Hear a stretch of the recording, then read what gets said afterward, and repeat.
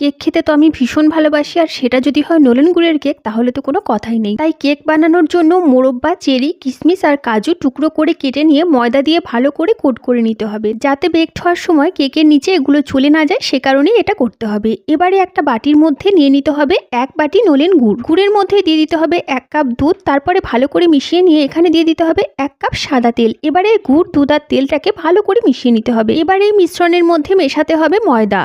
যে ময়দাটা আমি আগে থেকেই চেলে নিয়েছিলাম, এখানে আছে 2 কাপ ময়দা, আর অল্প অল্প করে ময়দা দিয়ে কিন্তু ব্যাটারটাকে বানিয়ে নিতে হবে। একবারে পুরোটা ময়দা দিয়ে দিলে কিন্তু ব্যাটারটা ভালো করে বানানো যাবে না। ময়দাটা মেশানোর সময় যখন শক্ত হয়ে যাবে তখন এখানে আরো 1 কাপ মতো দুধ দিয়ে দিতে হবে। তবে দুধটাকেও কিন্তু একবারে দিলে হবে না, অল্প অল্প করে দুধ দিয়ে ব্যাটারটাকে খুব সুন্দর করে রেডি করে নিতে হবে। এই সমস্ত উপকরণ ভালো করে মিশিয়ে নেওয়ার পর এখানে দিয়ে দিতে হবে 4 চামচ গুঁড়ো দুধ। আর গুঁড়ো দুধ না দিতে চাইলে অবশ্যই কিন্তু গুড়ের পরিমাণটা বাড়িয়ে দিও, না হলে কিন্তু কেকের মিষ্টি ভাবটা কমে যাবে। আগে থেকে ময়দায় কোট করে রাখা শুকনো উপকরণগুলো দিয়ে ভালো করে মিশিয়ে নিতে হবে। এবারে ছাঁকনির মধ্যে 1 চামচ বেকিং পাউডার, 1/2 চামচ বেকিং সোডা দিয়ে চেলে নিতে হবে। সবশেষে 2 চামচ ভিনেগার দিয়ে ভালো করে মিশিয়ে নিতে হবে। কেকের মোল্ড কিন্তু আগে থেকেই রেডি রাখতে হবে, কারণ এই 3টে উপকরণ দেওয়ার পর বেশিক্ষণ কিন্তু ব্যাটারটাকে এভাবে রাখা যাবে না। তাই আগে থেকে রেডি রাখা মোল্ডের মধ্যে ব্যাটারটাকে ঢেলে দিতে হবে। মোল্ড বা বাটিগুলোকে ট্যাপ করে নিয়ে নুন দিয়ে আগে থেকে প্রিহিট করা কড়াইয়ের মধ্যে স্ট্যান্ড বসিয়ে কেকের বাটি বসিয়ে ঢাকনা দিয়ে রেখে দিতে হবে। ঠিক 25 মিনিট পর ঢাকনা খুলে কেকের ওপর থেকে কাজু আর চেরি দিয়ে সুন্দর করে সাজিয়ে দিতে হবে।